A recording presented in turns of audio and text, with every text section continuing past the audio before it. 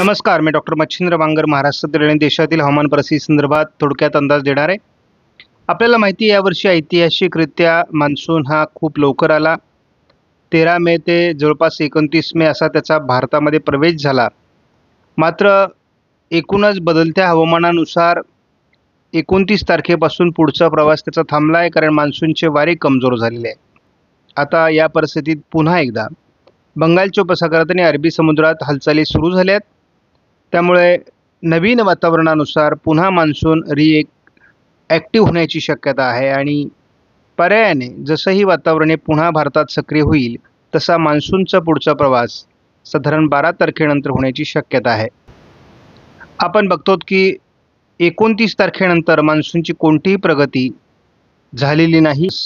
अजून जवळपास 12 तारखेपर्यंत मान्सूनची प्रगती होऊ शकणार नाही असं साधारण आत्तापर्यंत दिसतंय. ते वातावरणावरून स्पष्ट होतंय आणि एवढा काळ मान्सून रखडणे हा देखील नवीन रेकॉर्ड असणार आहे. आपण जर भारतीय हवामान खात्याच्या वेबसाईटला बघितलं तर मेघगर्जनेसह विजांच्या कडकडासह पावसाचं वातावरण जे आहे ते आता थोडं WDमुळे उत्तर भारतात म्हणजेच राजस्थान आणि दिल्ली, पंजाब, हरियाणाच्या काही भागात थोडं जम्मू काश्मीरकडे तयार झालेलं आहे आणि थोडं पूर्व भारतामध्ये आहे. आणि आता बंगालच्या उपसागरात नव्याने जसं वातावरण तयार होतं आहे त्यामध्ये ही मेघगर्जना होण्याची शक्यता आहे. 3 जूनला आपण बघतो थोडं राजस्थान, मध्य प्रदेश, थोडं गुजरातच्या भागामध्ये आज पावसाळी वातावरणाचे संकेत आहेत. पूर्व भारतात पावसाचं वातावरण मोठ्या प्रमाणात आहे. उत्तर भारतातही पावसाळी प्रमाण आहे. कोकण किनारपट्टीला अंतर्गत समुद्र भागामध्ये पावसास अनुकूल स्थिती आहे.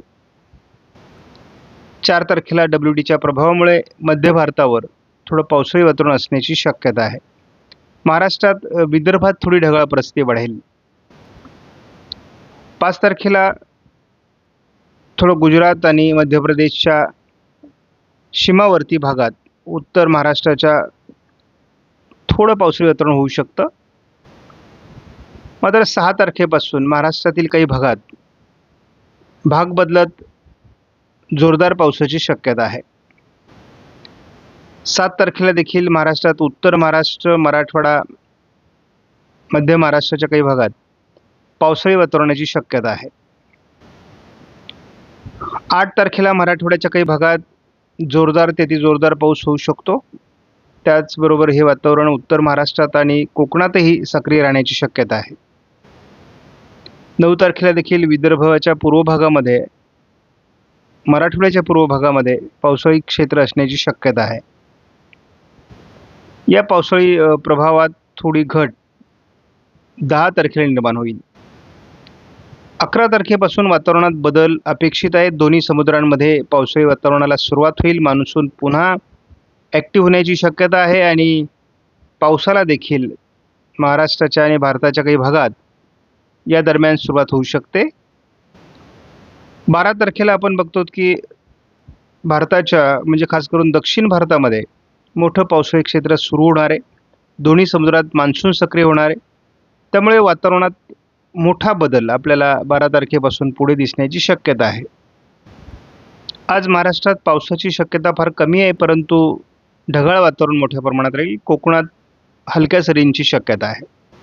4 तारखेलाही अशाच प्रकारचं वातावरण राहील. 5 तारखेपासून महाराष्ट्रात मान्सून सरींचा प्रभाव वाढायला सुरुवात होईल. बंगालच्या उपसागरात देखील पावसास अनुकूल स्थिती निर्माण होणार आहे.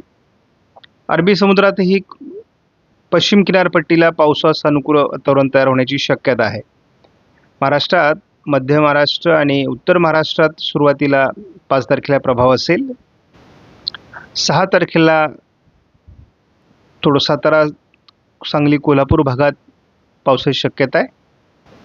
7 तारखेला कोकण किनारपट्टीसहित मध्य महाराष्ट्र, पश्चिम महाराष्ट्र, उत्तर महाराष्ट्र असं पावसाळी प्रमाण वाढण्यास सुरुवात होईल. दोन्ही समुद्रात पावसाच्या ॲक्टिव्हिटीज वाढणार आहेत. 8 तारखेलाही ह्याच प्रकारचं वातावरण राहील. महाराष्ट्रात पुन्हा पावसाला सुरुवात झाल्याचा अनुभव देखील येऊ शकतो. 9 तारखेलाही जोरदार पावसाळी परिस्थिती महाराष्ट्रामध्ये असण्याची शक्यता आहे. पश्चिम महाराष्ट्र, मध्य महाराष्ट्र, मराठवाडा, कोकण असं हे पावसाळी वातावरण असण्याची शक्यता आहे. 10 तारखेला हे वातावरण थोडं दक्षिणेला सरकण्याची शक्यता आहे. लातूर, नांदेड, धाराशिव, सोलापूर, सातारा, सांगली, रायगड, रत्नागिरी, सिंधुदुर्ग या भागात याचा प्रभाव असेल. 11 तारखेला हवामानात मोठे बदल होतील. दक्षिण भारतावर प्रत्यक्ष पावसाला सुरुवात होणार आहे. 12 तारखेला दोन्ही समुद्रात मान्सूनसाठी अतिशय पोषक वातावरण सुरू होईल. 13 तारखेला हे वातावरण प्रत्यक्ष महाराष्ट्रात प्रवेश करेल असा अंदाज आहे. 14 तारखेला महाराष्ट्राच्या अनेक भागात पावसाळी वातावरणाला सुरुवात होईल आणि बंगालच्या उपसागराबरोबरच अरबी समुद्रातही जोरदार पावसाळी परिस्थिती निर्माण होण्याची शक्यता आहे.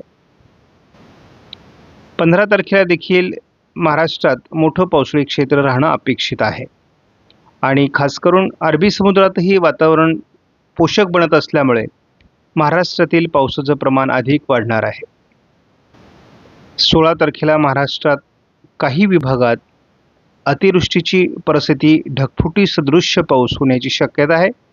कोकणामध्ये देखील ऑरेंज अलर्ट किंवा रेड अलर्ट दिला जाईल.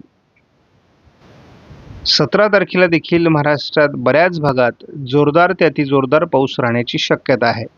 संपूर्ण भारताचं निरीक्षण करता महाराष्ट्रामध्येच सर्वाधिक पावसाची नोंद याही काळात होणार आहे आणि यापूर्वीही आपण असं बघितलं की सर्वाधिक पाऊस हा महाराष्ट्र राज्यातच झालेला आहे. मात्र या दरम्यान मान्सूनची जी अडखळलेली परिस्थिती आहे ती 13 तारखेपासून तर 16 तारखेच्या दरम्यान पुढील प्रगती होण्यास मदत होईल. आपण बघतो की या सर्व विभागामध्ये म्हणजे आपण जर असं निरीक्षण केलं तर या सर्व विभागात महाराष्ट्राच्या बहुतांश भागामध्ये अतिवृष्टीची परिस्थिती निर्माण होऊ शकते असा अंदाज आहे. त्यामुळे अगदी महाराष्ट्राच्या नकाशाप्रमाणेच पावसाळी वातावरण तयार होत असल्यामुळे महाराष्ट्रात पुन्हा अतिवृष्टीचे संकेत आहेत. पावसाच्या खंडासंदर्भात आपण 10 ते 15 दिवस अगोदरच अंदाज दिलेला होता. त्या पद्धतीने सध्या महाराष्ट्रामध्ये खंड सक्रिय आहे. काही विभागात तुरळक पाऊस होतोय. उद्या 4 तारखेपासून महाराष्ट्रात वातावरण बदलेल. काही विभागात म्हणजे खास करून छत्रपती संभाजीनगर, अहिल्यानगर, बीड या भागात पावसाची शक्यता वाढणार आहे. 5 तारखेला नाशिकसह उत्तर महाराष्ट्रातील धुळे, नंदुरबार, छत्रपती संभाजीनगर, अहिल्यानगर या भागात पावसाचं प्रमाण वाढण्याचा अंदाज आहे. 6 तारखेपासून कोकणातील पावसाचं प्रमाण वाढेल आणि त्या लगतचे जिल्हे पुणे, सातारा, सांगली, कोल्हापूर भागातही पाऊस वाढण्याची शक्यता आहे. कोकणातील भागात मान्सून सक्रिय होत असल्यामुळे 7 तारखेला कोकणातील जिल्ह्यांमध्ये पावसाचं प्रमाण वाढेल आणि त्या लगतच्या सर्व जिल्हे बघा अहिल्यानगर पश्चिम, पुणे, सातारा, सांगली, कोल्हापूर, सोलापूर पश्चिम भागामध्ये किंवा सांगली पश्चिम भागामध्ये देखील पावसाचं प्रमाण वाढण्याचा अंदाज आहे. 8 तारखेला देखील महाराष्ट्रात पावसाळी प्रमाण वाढणार आहे. यामध्ये छत्रपती संभाजीनगर, अहिल्यानगर, बीड, सोलापूर, लातूर, धाराशिव, सांगली, कोल्हापूर, संपूर्ण कोकण जिल्हे आणि सातारा, पुणे, नाशिक या भागातही जोरदार पाऊस असण्याची शक्यता आहे.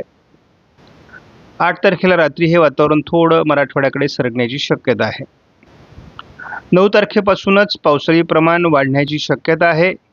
त्यामुळे खंडाचा प्रभाव या जिल्ह्यांमध्ये जाणवणार नाही. यामध्ये नाशिक, छत्रपती संभाजीनगर, जालना, बीड, अहिल्यानगर, परभणी, सोलापूर, सांगली, कोल्हापूर, पुणे, सातारा आणि मुंबईतील सर्व जिल्ह्यांमध्ये पावसाचं प्रमाण वाढू शकतं.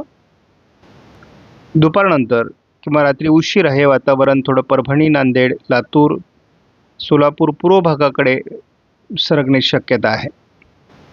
10 तारखेला हे वातावरण पुणे, सातारा, सांगली, कोल्हापूर, सोलापूर, रायगड, रत्नागिरी, सिंधुदुर्ग जिल्ह्यात असणार आहे आणि रात्री उशिरा सोलापूर, धाराशिव आणि नांदेड, लातूर भागामध्ये प्रभाव असण्याची शक्यता आहे. 11 तारखेला विशेष प्रभाव नाही. 12 तारखेपासून वातावरणीय बदल सुरू होईल आणि बंगालच्या उपसागरातून बाष्पयुक्त वारे भारतावर सुरू होतील.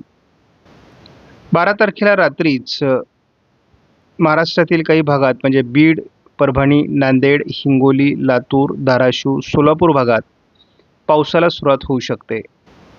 13 तारखेला देखील विदर्भ मराठवाड्यात पावसाचं प्रमाण वाढू शकतं, मात्र कोकणात पावसाचं प्रमाण कमी असण्याची शक्यता आहे.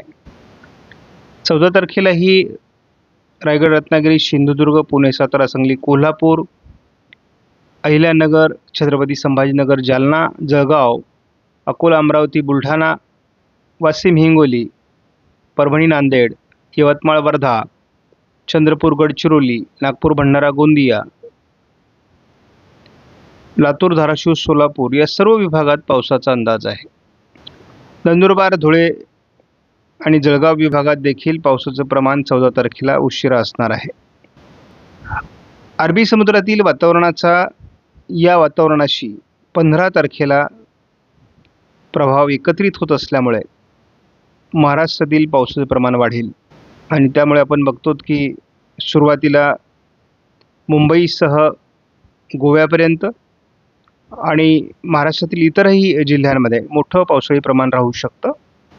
आपण बघतो मुसळधार पाऊस आपल्याला मुंबई ते गोवा दिसणार आहे. त्यानंतर महाराष्ट्रातील बऱ्याच भागात दिसेल. आपण ज्याला अतिवृष्टी म्हणतो तर ती जी आहे तर जवळपास देखील मोठ्या प्रमाणामध्ये आपल्याला अकोला, बुलढाणा, जालना, छत्रपती संभाजीनगर, नाशिक, जळगाव या विभागात जोरदार पाऊस, पालघर, मुंबईमध्ये याचा प्रभाव असणार आहे. मोठं पावसाळी प्रमाण आपल्याला महाराष्ट्रामध्ये 16 तारखेला दिसेल.